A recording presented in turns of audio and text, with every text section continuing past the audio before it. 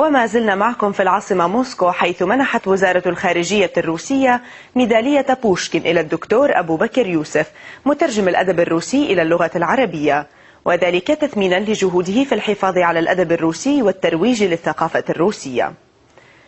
وقلد ميخائيل بogdanov نائب وزير الخارجية الروسي الميدالية للمترجم العربي، وأعرب بogdanov في كلمة ألقاها أمام الحضور عن تقدير روسيا العالي لإسهامات أبو بكر يوسف في تعريف أبناء الشعب العربي بإبداعات كبار الكتاب والشعراء الروس، وسعيه لتوطيد أواصر العلاقات الثقافية بين روسيا والعالم العربي. يذكر أن يوسف قام بترجمة مؤلفات أشهر الأدباء الروس مثل جوجل وتشيخوف وكوبرين، إضافة إلى أشعار بوشكين.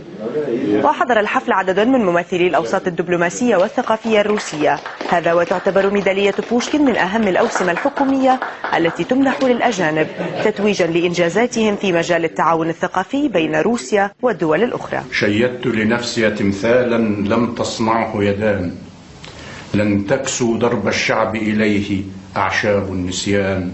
وتسامى مرفوع الرأس أبيا